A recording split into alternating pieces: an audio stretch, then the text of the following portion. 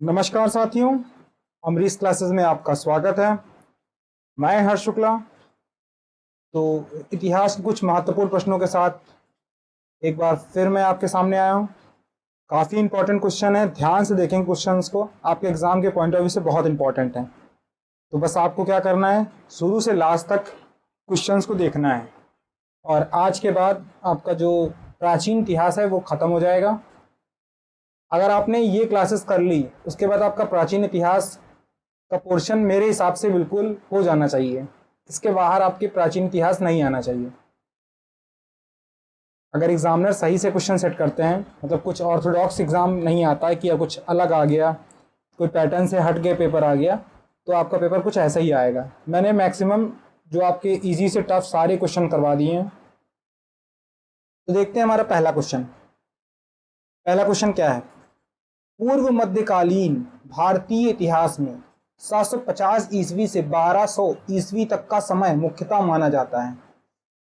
तो ये आपका जो 750 सेंचुरी से लेके 1200 तक का जो टाइम पीरियड है इसको क्या माना जा रहा है।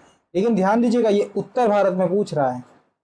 तो खासकर गौर करने वाली बात यह है कि उत्तर भारत में तो ये संक्रमण काल है, राजपूत काल है, भारत पर तुर्क आक्रमण का काल है, उपयुक्त में से सभी। तो 750 ईस्वी से लेके 1200 ईस्वी का समय मुख्यतः माना जाता है राजपूत काल। क्या होगा आपका, राजपूत काल होगा, राजपूत काल होगा। अगले क्वेश्चन को देखेंगे। 712 ईस्वी में सिंध पर अरब के आक्रमण के समय वहां का शासक कौन था। दाहिर, चच या रायसहसी।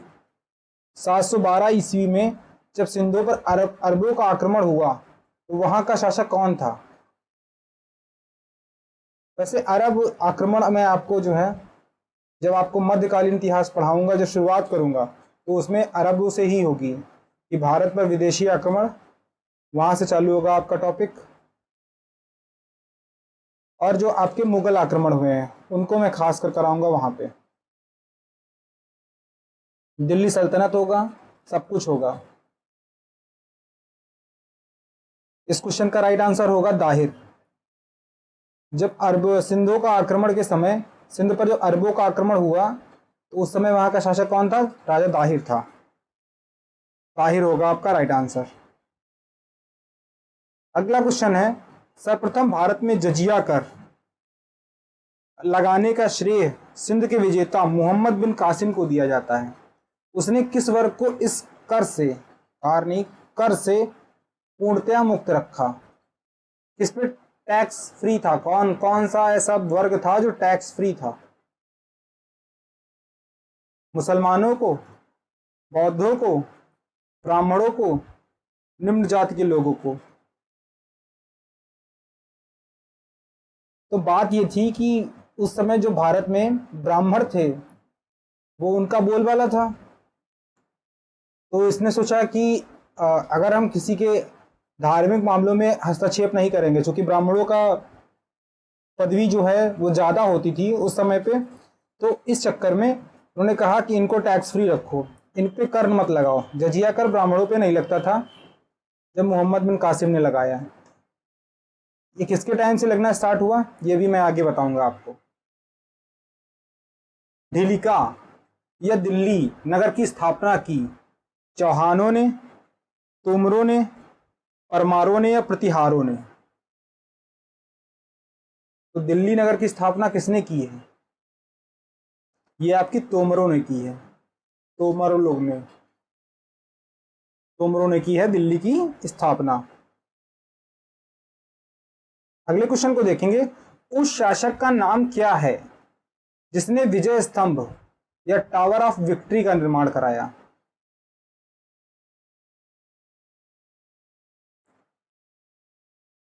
ये आपके राजपूत से जुड़े हुए क्वेश्चन हैं, तो कुछ क्वेश्चन आपके इसमें मध्यकालीन के भी आ जाएंगे, तो बिल्कुल परेशान नहीं होना। वो राजपूतों से जुड़े हैं और राजपूतों का जो टाइम पीरियड चालू होता है वो आपके पूर्व मध्यकालीन से चालू होता है। कब से चालू होता है, पूर्व मध्यकालीन। इतिहास में पूर्व मध्यकालीन में इनको पढ़ते हैं। तो अब इनको मध्यकाल में पढ़ाते या फिर यहाँ पे बताए दे रहे हैं, और वहाँ पे जब इसका जिक्र होगा तो वहाँ पे भी आपको बता देंगे पूरा। तो कौन थे? राणा कुंभा। राणा कुंभा ने विजय स्तंभ का निर्माण कराया था। निम्नलिखित में से भारत पर पहली बार आक्रमण करने वाला कौन था? अफगान थे, मंगोल थे, अरब थे, तुर्क थे। तो भारत पर पहली बार आक्रमण कौन कर रहा है? भारत पर पहली बार आक्रमण कौन कर रहा है? ये आपके अरब कर रहे हैं, अरबियंस। अरब होंगे आपके भारत पर पहली बार आक्रमण करने वाले। अगले क्वेश्चन को देखेंगे। पृथ्वीराज रासो निम्नलिखित में से किसने लिखा? मैंने आपको पिछली क्लासों में कराया है, तो इस क्वेश्चन का आंसर मुझे बिल्कुल सही चाहिए। नहीं, अभी पृथ्वीराज रासो नहीं कराया, बाकी रचनाएं कराई थी, पृथ्वीराज रासो बचा था। चलो ठीक है, मैं ही बता देता हूँ। आपके राइट आंसर होगा चंद्रबरदाई। चंद्रबरदाई। और ये किसके दरबारी कवि थे? पृथ्वीराज चौहान के।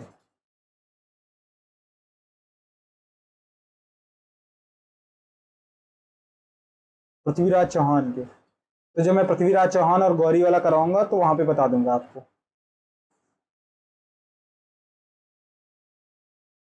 वर्ष 1100 ईस्वी में निर्मित मंदिर जो भुवनेश्वर के अन्य मंदिरों पर प्रधानता रखता है वह कौन है?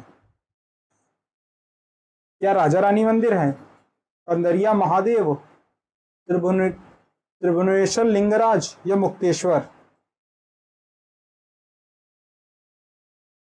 तो त्रिभुवनेश्वर लिंगराज मंदिर ये भुवनेश्वर के अन्य मंदिरों पर प्रधानता रखता है। कब बनाए? वर्ष 1100 ईस्वी में। दिलवाड़ा मंदिर कहाँ पर स्थित है?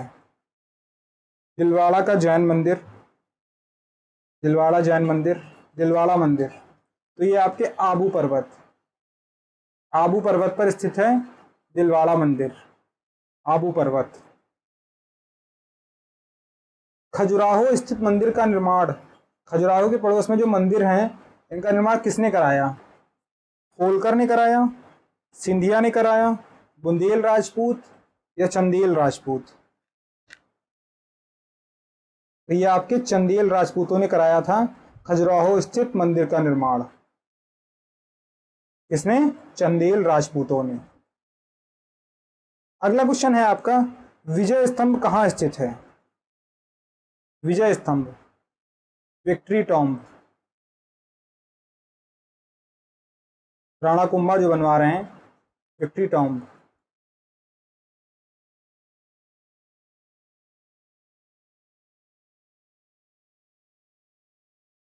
ये आपके चित्तौड़गढ़ में है। कहाँ पे है? चित्तौड़गढ़। चित्तौड़गढ़ याद रखेंगे। लिंगराज मंदिर की नींव डाली थी, लिंगराज मंदिर की नींव डाली थी ययाति केसरी ने, लालतेंदु केसरी ने, नरसिंह देव ने या प्रताप रुद्र देव ने? लिंगराज मंदिर की नींव ये आपके हैं ययाति केसरी। ययाति केसरी होगा आपका राइट आंसर, ययाति केसरी। अगले क्वेश्चन को देखेंगे। सोमनाथ के मंदिर पर 1025 ईस्वी में महमूद गजनबी के आक्रमण के समय गुजरात का शासक कौन था? महमूद गजनबी ने सोमनाथ मंदिर को कई बार लूटा है, और जो लोग बाहर के विदेशी आक्रांताओं से हमदर्दी रखते हैं वो देखें कि वो विदेशी आक्रांता भारत में किस मकसद से आते थे। वो लूटने के मकसद से आते थे।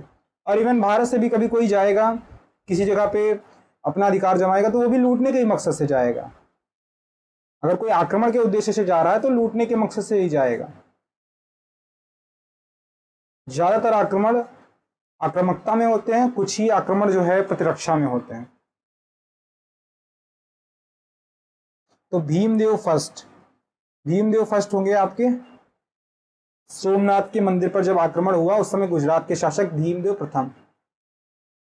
हिंदू विधि पर एक पुस्तक मित्राक्षरा किसने लिखी? मतलब जो आपके हिंदू लॉज हैं इस पर एक आधारित पुस्तक है मित्राक्षरा। ये पुस्तक किसने लिखी?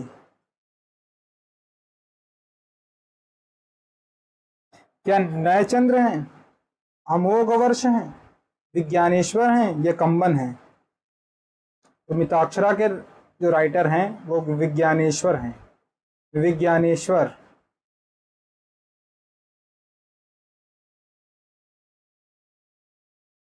ब्लैक पगोड़ा है, ब्लैक पगोड़ा कहाँ पे है?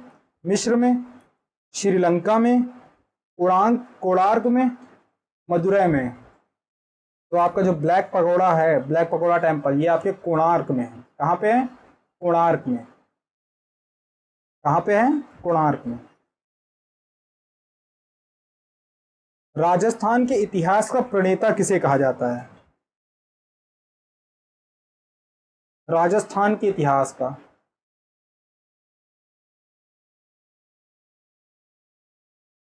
राजस्थान जो हमारी योद्धाओं की भूमि रही है, वीरों की भूमि रही है, वहाँ के इतिहास के प्रणेता किसे कहा जाता है? कर्नल टॉड, जदुनाथ सरकार को, कनिंगम को या विलियम जोन्स को? तो आपका राइट आंसर होगा कर्नल टॉड। कर्नल टॉड आपके राजस्थान के इतिहास के प्रणेता हैं। कर्नल टॉड होगा आपका राइट आंसर। अगले क्वेश्चन को देखेंगे। हरिकेली नाटक के रचयिता हैं चौहान शासक विग्रहराज चतुर्थ, जिन्हें बीसल देव के नाम से जाना जा रहा है, परमार शासक भोज या फिर प्रतिहार शासक भोज, या इनमें से कोई नहीं। तो हरिकेल नाटक के जो रचयिता हैं वो आप बीसल देव याद रखिएगा। चौहान शासक विग्रहराज चतुर्थ। हरिकेल नाटक। किस नाटक के कुछ अंश 2.5 दिन का झोपड़ी मस्जिद की दीवारों पर अंकित हैं? किस नाटक के कुछ अंश 2.5 दिन की झोपड़ी मस्जिद की दीवारों पर अंकित हैं?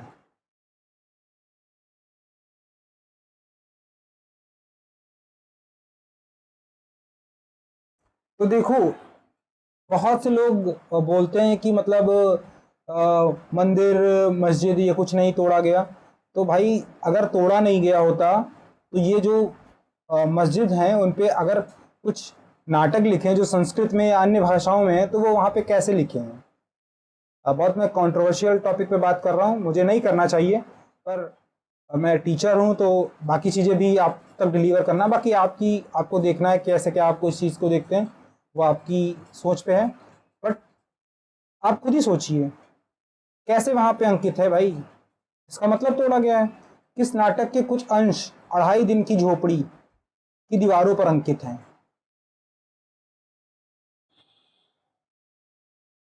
हरिकेल नाटक। हरिकेल नाटक। हरिकेल नाटक। और इसके राइटर कौन थे? अभी हमने देखा था, ये आपके बीसल देव थे। रानी पद्मिनी का नाम अलाउद्दीन खिलजी की चित्तौड़ विजय से जोड़ा जाता है, उनके पति का नाम है। तो ये तो मूवी सभी ने देखी है, मूवी के हिसाब से ही आप लोग आंसर कर दीजिए। अलाउद्दीन खिलजी। अब सोचेंगे आप अलाउद्दीन खिलजी को हम यहाँ पे क्यों पढ़ रहे हैं? हम यहाँ पे नहीं पढ़ रहे हैं, क्योंकि हम पढ़ रहे हैं किनको? हम पढ़ रहे हैं राजपूतों को। और राजपूतों में ये लोग भी आते हैं। ये आपके जो है मतलब आपका जो मध्य इतिहास है उसमें आते हैं, और वो आपके पूर्व मध्य इतिहास में आते हैं। तो हम इनको सबको एक ही साथ पढ़े ले रहे हैं, राजपूतों को एक पास पढ़े ले रहे हैं। तो रानी पद्मिनी का नाम अलाउद्दीन खिलजी की चित्तौड़ विजय से जोड़ा जाता है। उसके उनके पति का नाम क्या था? तो क्या था? राणा रतन सिंह।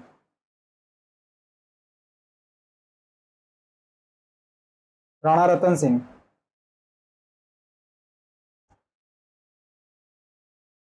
विक्रमशिला शिक्षा केंद्र के संस्थापक का नाम क्या है?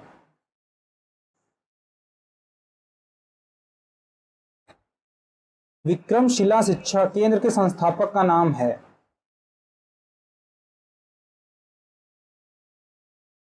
देवपाल, धर्मपाल, नयपाल या नरेंद्र पाल? विक्रमशिला केंद्र के संस्थापक का नाम।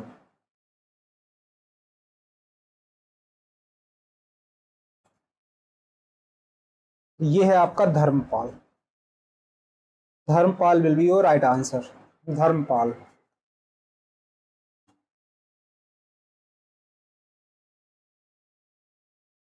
निम्नलिखित में से किस मंदिर परिसर में एक भारी भरकम नंदी की मूर्ति है जिसे भारत की विशालतम नंदी मूर्ति माना जाता है? बृहदीश्वर मंदिर की, लिंगराज मंदिर की, कदरिया महादेव मंदिर की, या लेपाक्षी की मंदिर की? तो जब भी आएगा कि भारी भरकम नंदी की मूर्ति, जो भारत की विशालतम नंदी मूर्ति है, ये आपकी कहाँ की है? कदरिया महादेव मंदिर की। कदरिया महादेव मंदिर आप होगा आपका राइट आंसर, कदरिया महादेव मंदिर। निम्नलिखित में से किसे एक नए संवत चलाने का यश प्राप्त है? धर्मपाल को, देवपाल को, विजयसेन को, या लक्ष्मण सेन को? तो आपका राइट आंसर होगा लक्ष्मण सेन।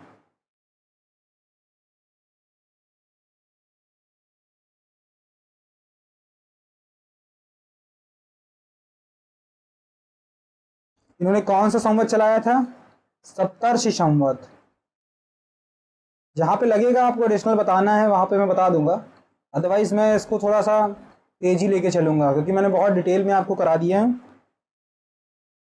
तो अभी बहुत डिटेल में हम लोग नहीं जाएंगे।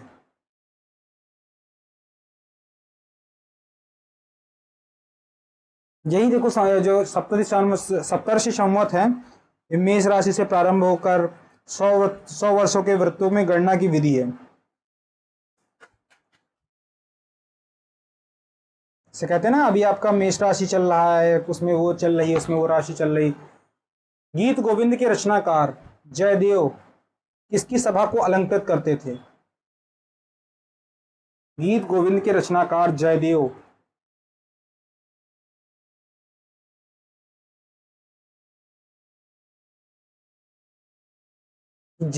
हैं जो, ये लक्ष्मण सेन। लक्ष्मण सेन की जो है गीत गोविंद रचना जयदेव ने की, और किसकी सभा में थे? लक्ष्मण सेन की सभा में थे। किसने सोमपुर महाविहार का निर्माण कराया? सोमपुर महाविहार का निर्माण कौन करा रहा है? ये आपके धर्मपाल करा रहे हैं। Dharmpal will be your right answer, Dharmpal. Bhubaneswar तथा पुरी के मंदिर किस शैली में निर्मित हैं?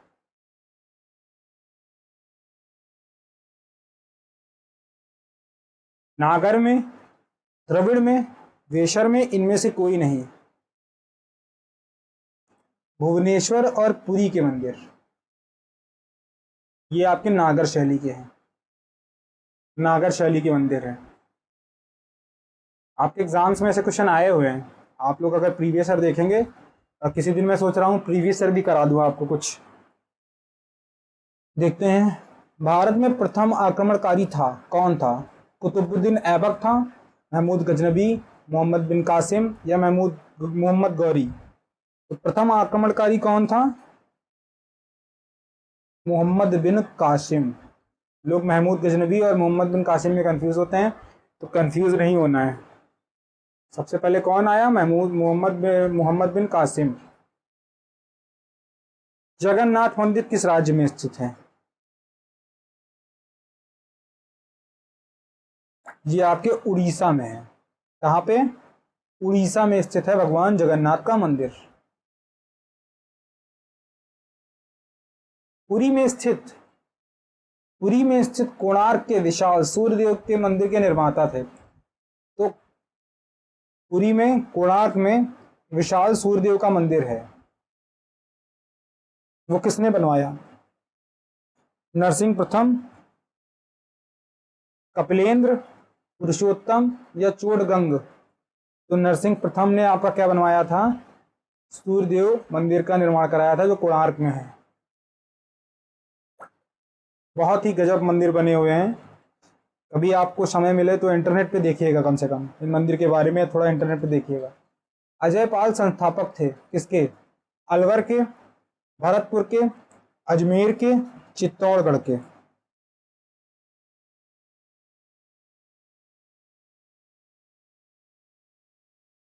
अजमेर के। अजय पाल कहाँ के संस्थापक थे? अजमेर के संस्थापक थे। कहाँ के थे? अजमेर के। निम्नलिखित में से कौन कविराज के नाम से विख्यात है?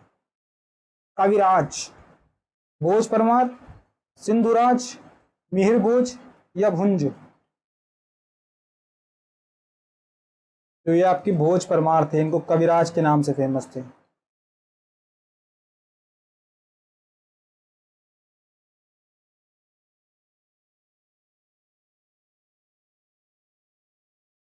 कविराज के नाम से कौन विख्यात थे? भोज परमार। तो बस यही थे आपके कुछ इंपॉर्टेंट क्वेश्चन। आपको कैसा लगा आप हमें कमेंट में बताइएगा। आज की क्लास आपको कैसी लगी? और कल से आपका चालू हो जाएगा मध्यकालीन इतिहास।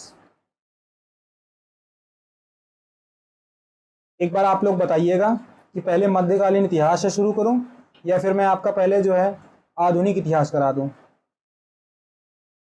आधुनिक इतिहास पहले करा दूं, तो एक बार बताइएगा आप लोग। जैसा आप लोग आज कमेंट में बताएंगे उसी हिसाब से मैं कल की क्लास लेके आऊँगा।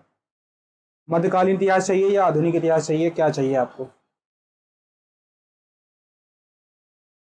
तो बस आज क्लास को यहीं समाप्त करते हैं। हो सके इस क्लास को जितना भी हो सके शेयर कीजिए, सब्सक्राइब कीजिए जिन्होंने सब्सक्राइब नहीं किया है। Thank you so much.